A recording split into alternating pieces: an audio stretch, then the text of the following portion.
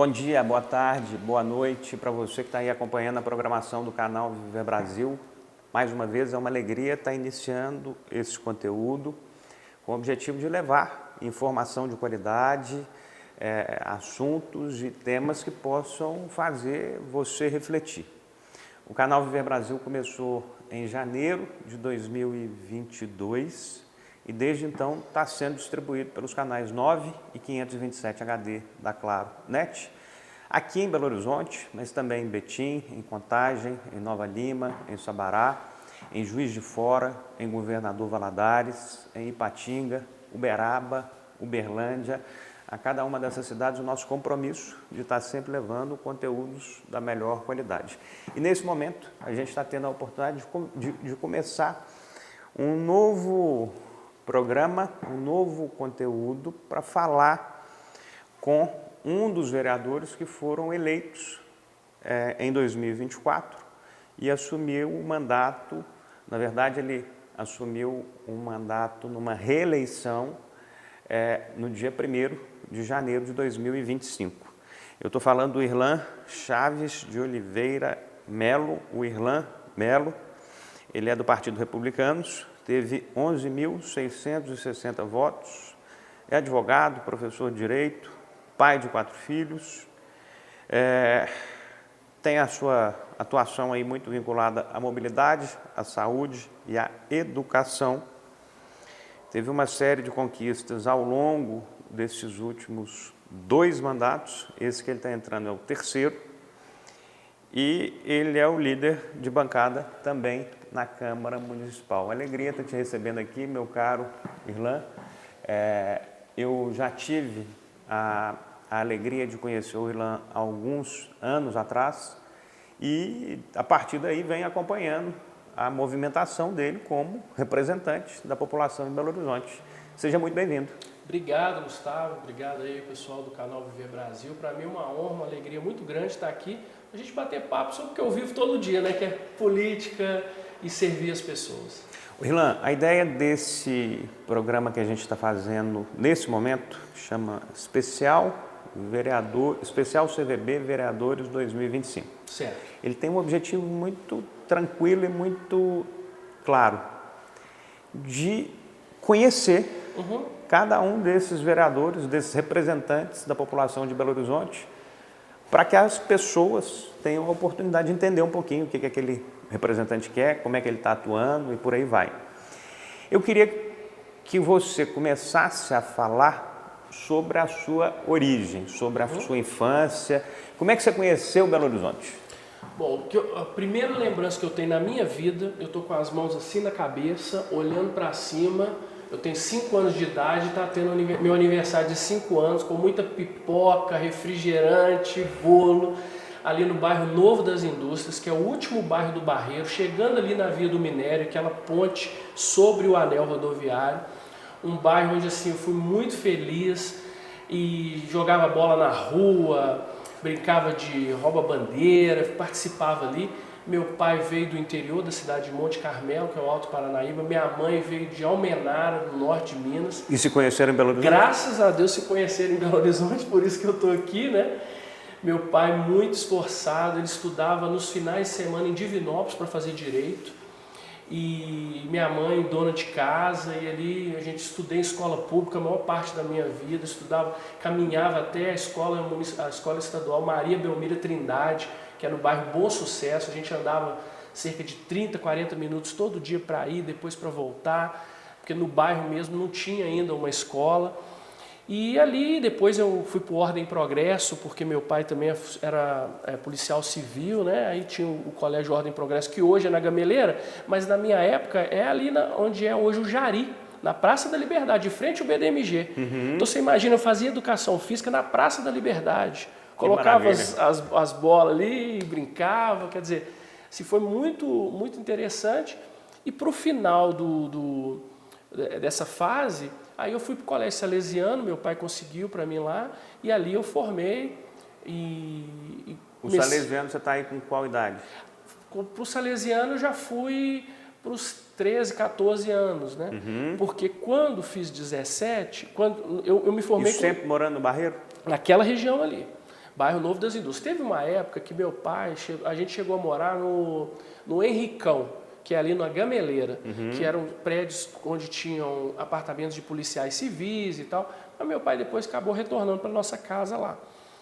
Quando eu formei, Gustavo, na escola, no Salesiano, eu queria fazer eu jogava vôlei. Eu jogava vôlei quase profissionalmente. Eu tenho 1,91 m, jogava vôlei, jogava no Olímpico. A altura você tem. Jogava no Olímpico, porque hoje eu sou baixo para o vôlei, mas na época não. E aí eu estava na dúvida, educação física ou então direito. E aí eu resolvi fazer direito. Só que em Belo Horizonte, nessa época, nós estamos falando de 1994, só tinha PUC Federal e Milton 30 Campos. 30 anos atrás. 31 anos atrás. PUC Federal e Milton Campos. Assim, era praticamente impossível PUC Federal, porque não tinha o que tem hoje de ProERD, de ProUni, essas coisas, esses financiamentos, né? E a Federal, nessa época, também só rico que passava. Então eu fiz a faculdade, Falei 31, mas 21 anos atrás. 21, né? 94. 2004. 2014. Mesmo, 31 anos, mesmo, tá certo, perdão. Não, infelizmente eu tô ficando velho mesmo. Aí eu falei, vou tirar minha carteira de trabalho. Aí fui num negócio lá na Avenida Amazonas, tirar minha carteira de trabalho e vi uma propaganda da Faculdade de Direito de Sete Lagoas. Eu não sabia nem que existia a cidade de Sete Lagoas, eu tinha 17 anos. Fiz a prova, passei, pegava o ônibus todo dia, ia para Sete Lagoas e voltava. Eu sabia que os meus pais estavam vivos, porque quando eu acordava para ir fazer, eu fiz estágio no PROCON e Sindicato Aeroviário. Acordava para ir para o estágio. Meu café da manhã estava lá. Quando eu chegava à noite da faculdade, porque eu ia para Sete Lagoas à noite, aí a janta estava lá separada. Porque eu só via meus pais praticamente no final de semana. Eu estou pensando aqui, só para você fazer esse trajeto de Sete Lagoas, você gastava aí 1h30 para ir, 1h30 para voltar? E não era duplicado. É isso? Exatamente, não era duplicado. Então 3 horas do seu dia, no mínimo, estava concentrado nessa ida e vinda para Sete Lagoas. Onde você fazia qual curso? Direito. Direito. Foi a partir daí que você formou? Você isso. formou nesse Aí eu curso? Me formei, eu comecei a fazer Direito e falei assim, depois eu transfiro para Belo Horizonte. E comecei a fazer estágio na antiga Minas Caixa, na liquidação da Minas Caixa.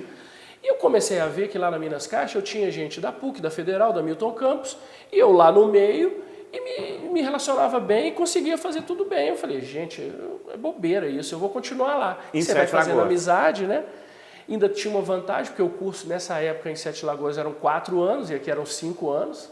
Então com 21 anos eu já me formei, já era bacharel em Direito e fiz a prova da OAB e a partir do ano de 98 eu já tinha minha carteira para advogar.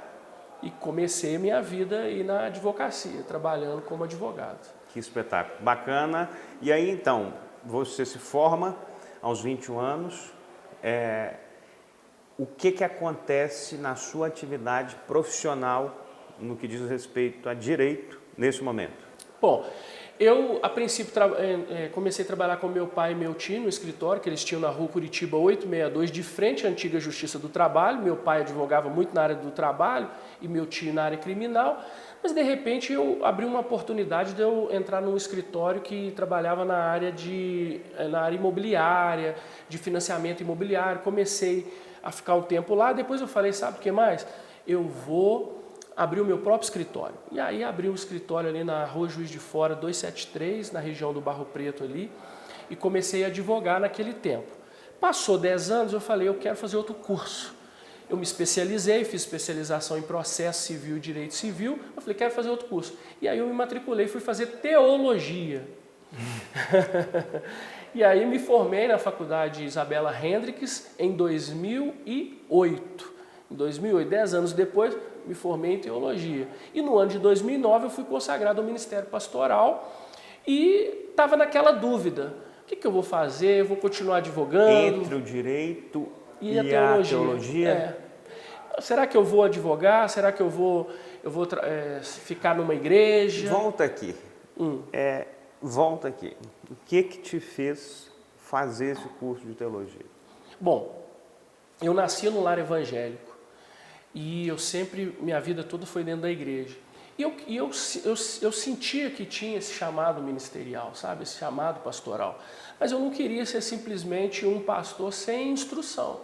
Então eu quis fazer a faculdade de teologia para ter os instrumentos necessários para que, se realmente eu fosse ser enviado, né, para trabalhar em alguma área específica, em algum local específico, tem pessoas que formaram junto comigo e eles estão hoje até fora do país. Então eu queria me preparar.